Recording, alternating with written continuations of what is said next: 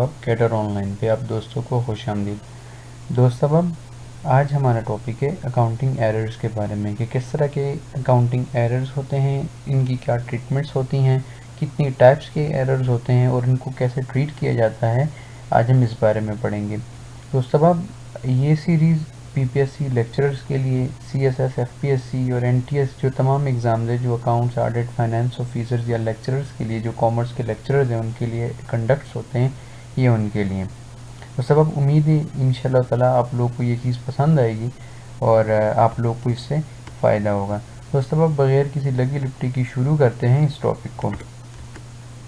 पहला हमारे पास ये कहता है एरर ऑफ प्रिंसिपल इज़, कहते हैं जी प्रिंसिपल एरर्स हमारे पास क्या होता है। तो सबब जैसे कि नाम से ज़ाहिर है, एरर ऑफ प्रिंसिपल यानी कि उसूल की गलती, यानी कि एक चीज़ आपको कहीं और लिखनी थी, फ़र्ज़ करे एसेट्स में लिखनी थी, आप लोगों ने उसे लाइबिलिटी में लिख लिया, या फ़र्ज़ करे किसी चीज़ को आप लोगों ने एक्सपेंस आउट करना था, उसको आप लोगों ने एसेट बना लिया। ठीक है, तो एरर ऑफ प्रिंसिपल हमारे पास ये होता है। देखें सबसे डी पॉइंट देखें आखिर में, कहते हैं item was entered in the wrong class of account. बात समझ गए आप लोग, यानी कि एक चीज़ आप लोगों ने डेबिट करना था एक्सपेंस में, आप लोगों ने उसको डेबिट कर दिया एसेट्स में। ठीक है, तो ये हमारे पास एरर ऑफ प्रिंसिपल यानी कि उसूल की गलती हमारे पास ये है। ठीक है, सेकंड है हमारे पास कहता है if the cost of petrol was added to fix asset account instead of being added to the motor expense account then, तो कहते हैं जी तो क्या होगा हमारे पास।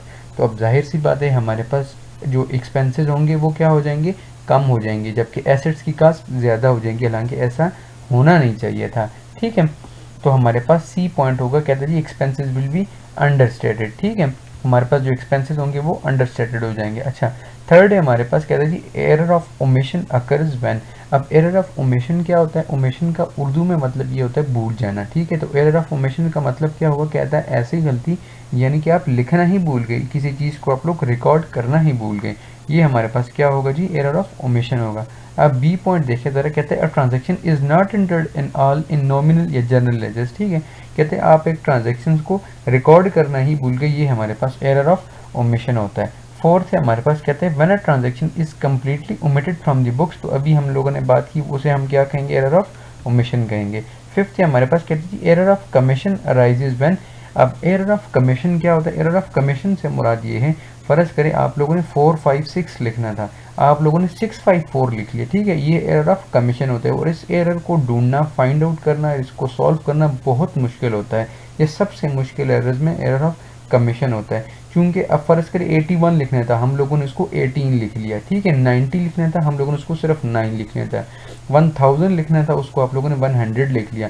तो नॉर्मली इंसान जब गो थ्रू करता है, चूँकि हम लोग इसकी प्रैक्टिस करते हैं, मेरी अपनी फर्म है तो मैं अकाउंट्स और ऑडिट्स के जो मैटर्स होते हैं उनको देख रहा होता हूँ, तो इस एरर्स को फाइंड आउट करना बहुत मुश्किल होता है। ठीक है, आप लोग इसका सी पॉइंट देखिए, कहते हैं a correct figure is entered in the double entry accounting records but in the wrong accounts of the same category. ठीक है, आप लोगों ने इंटर्स, करेक्ट इंटर्स तो लिख लिए, लेकिन आप लोगों ने क्या किया कि जो अकाउंट्स आप लोगों ने मेंटेन किया था, जो अकाउंट्स आप लोगों ने चूज़ किया था वो गलत था। बात समझ गई, यानी कि आपने अपनी फिगर सही तरीके से कोट नहीं की।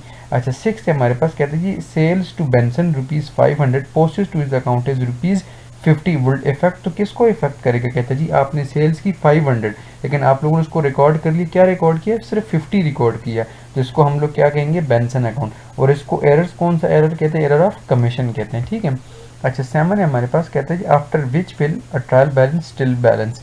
कहते हैं जी क्यों, कौन से एरर के बाद जो हमारा जो ट्रायल बैलेंस होता है वो स्टिल हमारे पास बैलेंस आता है। तो बी पॉइंट है हमारे पास, कहते हैं an error in entering an item on sales invoice. ठीक है, जब हम लोग सेल इनवॉइस ही गलत बनाएंगे तो जाहिर सी बात है आगे सारी चीज़ें तो हमारे पास डिफरेंट होगी, लिहाजा यहाँ पे हमारे पास मसला आएगा, लेकिन हमारी जो बैलेंस शीट होगी वो बराबर आ रही होगी, बैलेंस आ रही होगी। अच्छा, 8 का हमारे पास कहते हैं which of the following item would cause trial balance to disagree. तो किस चीज़, क्या चीज़ डिसएग्री करेगी। देखिए ए पॉइंट है हमारे पास ओमिशन ऑफ डेटर्स अकाउंट, यानी कि हम डेटर्स के अकाउंट को लिखना ही भूल जाते हैं, तो इसका सही आंसर भी यही है।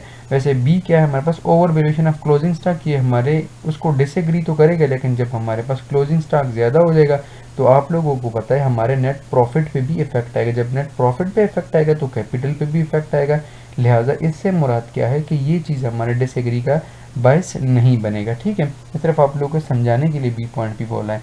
ठीक है, इस तरह सी भी है और हमारे पास डी भी है।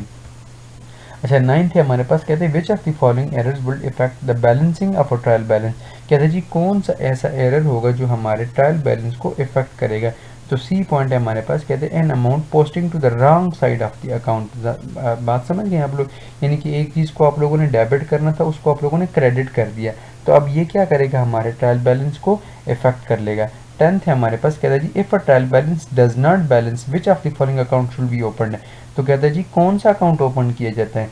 दोस्त साहब ये क्वेश्चन मैं आप लोगों पे छोड़ता हूँ, बहुत आसान इसका आंसर है। अगर आप लोगों ने बीकॉम या बीबीए आप लोगों ने किया है तो आप लोगों को ज़रूर इसका आंसर पता होगा कि एक बहुत ही जो है ना कॉमन अकाउंट होता है जब हम लोग प्रिपेयर करते हैं, अगर हमारे पास जो ट्रायल बैलेंस है वो मैनेज ना हो रहा हो, बैलेंस ना हो रहा हो, ठीक है। तो इस क्वेश्चन का आंसर आप लोगों ने मुझे देना है। अच्छा 11th है हमारे पास, कहते हैं जी which errors will be discovered by the preparation of a trial balance. कहते हैं जी हमें कौन से एरर का हमें पता चल सकता है। अब देखें, अगर आप लोगों ने किसी एक्सपेंस को गलत लिखा है, फर्ज कर उसको कैपिटल था, आप लोगों ने उसको रेवेन्यू लिखा है, या रेवेन्यू था उसको कैपिटल लिखी, बिल्कुल भी पता नहीं चलेगा, ठीक है। इसी तरह बी का भी पता नहीं चलेगा, in incorrect amount entered on the both debit and credit, ठीक है। जबकि हमें इसका जो करेक्ट आंसर है वो डी है, उसका हमें पता चलेगा an incorrect amount entered twice as a debit. बात समझ गए आप लोग, हमें हमारे जहन में फ़ौरन क्लिक हो जाएगा कि यार ये जो बैलेंस है हमारे पास ये डबल क्यों आ रहा है, ठीक है। फ़र्ज़ करें सैलरीज़ का अकाउंट है, सैलरीज़ का अकाउंट का बैलेंस 50,000, तो सैलरीज़ का अकाउंट 50,000 दो दफ़ा क्यों आ रहा है, तो ये चीज़ हमें क्लिक करेगी, ठीक है। और वैसे भी तो आजकल एक्सेल्स पे अकाउंट बनते हैं, या दूसरे जो है ना जो अकाउंटिंग सॉफ्टवेयर इस्तेमाल होते हैं, क्विक बुक्स वगैरह वहाँ पे मिलते हैं, तो फ़ौरन ही हमें वो हाईलाइट करके भी बता देता है कि जी यहाँ पे आप लोगों के पास कुछ मसला आ रहा है। अच्छा 12 है हमारे पास, कहता है जी which of the following errors will effect the balancing of a trial balance, ठीक है। कहता है जी हमारे ट्रायल बैलेंस को क्या चीज़ इफेक्ट करेगी। दोस्तों अब ये जो ट्रायल बैलेंस के क्वेश्चंस होते हैं, ये अगर आप लोगों ने रेक्टिफाइंग एरर्स, ठीक है, ये क्वेश्चन अगर आप लोगों ने किए हैं, ठीक है, या अमेंडेड बैलेंस शीट के क्वेश्चंस आप लोगों ने किए हैं, या इससे टॉपिक्स पढ़ें, तो सब आप लोगों को ये बहुत अच्छे तरीके से समझ आ चुके होंगे। लेकिन अगर समझ नहीं भी है तो यहाँ से समझ लें, अगर फिर भी कोई मसला होता है तो ज़रूर पूछा करें कमेंट्स वगैरह में। व्हाट्सएप भी मेरा रब्ता आप लोगों के साथ अक्सर दोस्तों के साथ होता है। तो डी हमारे पास है जी, कहता है discount allowed posted on credit side of discount received account. जाहिर सी बात है हमारा बैलेंस शीट क्या होगा, इफेक्ट होगा।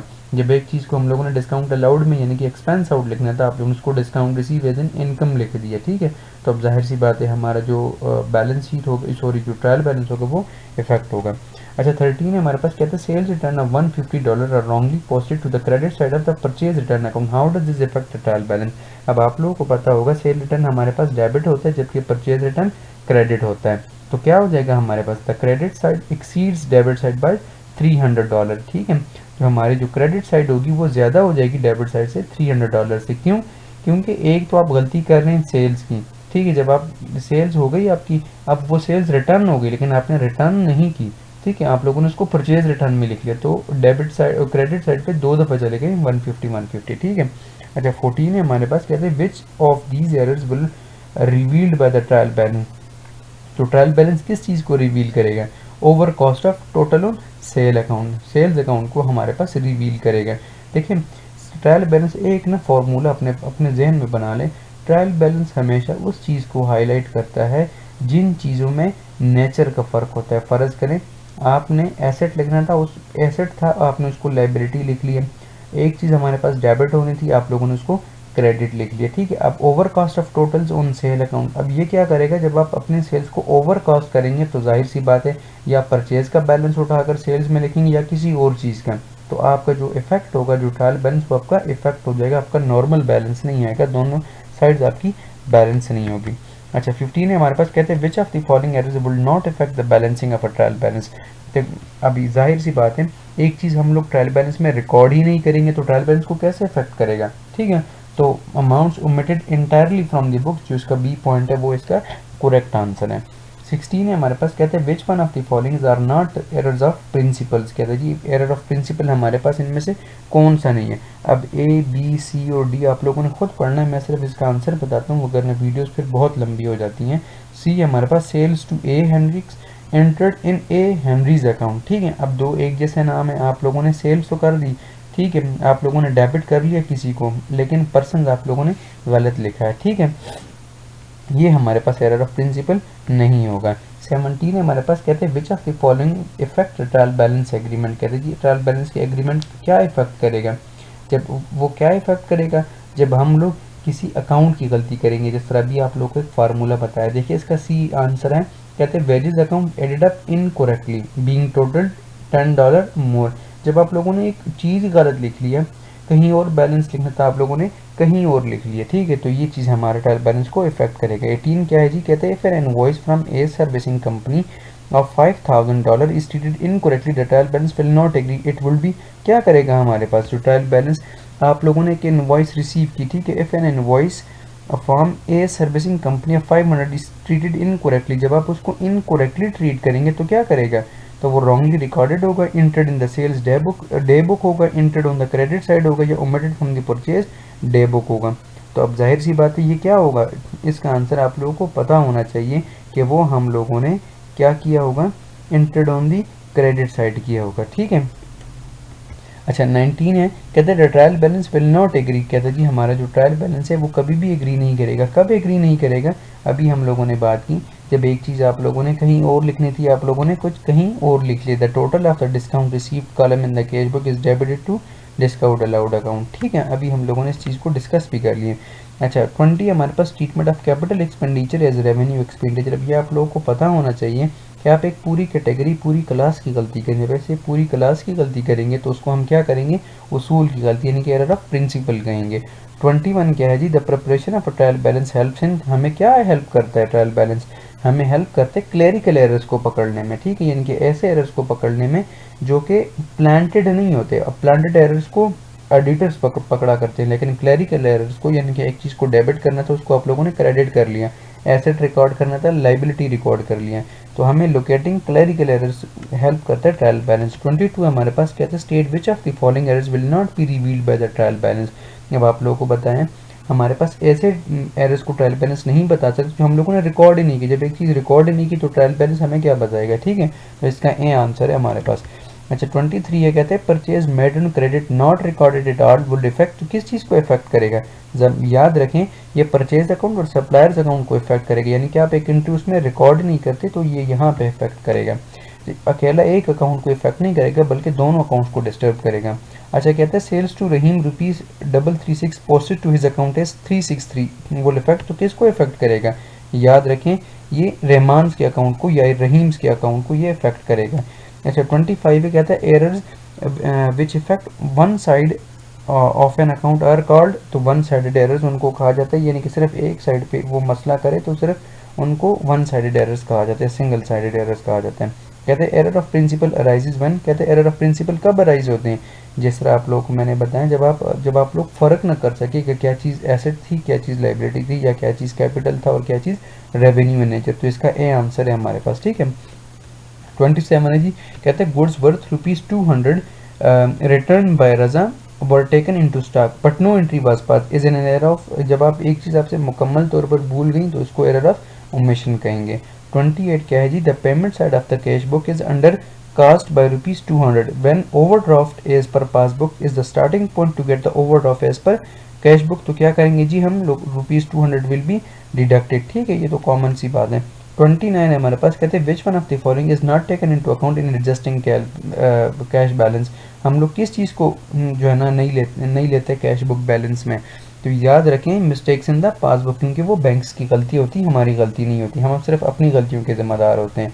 तो कैश बुक चूँकि हम मेंटेन करते हैं और पासबुक बैंक मेंटेन करते हैं। अच्छा 30 हमारे पास कहते हैं amount of ₹1000 is debited twice in the passbook when overdraft as per the cash book is the starting point, तो क्या करेंगे जी हम लोग दो दफ़ा हम लोगों ने पासबुक में जो है ना हमारे पास 100 जो है ना रुपीज़ रिकॉर्डेड है, तो हम लोग क्या करेंगे ₹100 विल बी एडेड, क्योंकि वो दो दफ़ा गलती से रिकॉर्डेड है, तो एक दफ़ा हम उसको डेबिट साइड पे लिख लेंगे ताकि जो क्रेडिट का इफेक्ट है अपने कैश बुक में वो ख़त्म हो जाए। अच्छा दोस्तों अब मुझे उम्मीद है इंशाल्लाह ताला आप लोगों को ये सीरीज़ पसंद आई होगी, पसंद आई है तो ज़रूर लाइक और सब्सक्राइब करें, अपने दोस्त अहबाब के साथ भी शेयर करें, आपके होने से किसी का फ़ायदा हो जाए ये बहुत अच्छी बात है और साथ में हमें रिकग्निशन भी मिल जाएंगी। दोस्तों अब दुआओं में याद रखें इंशाल्लाह। अल्लाह हाफ़िज़।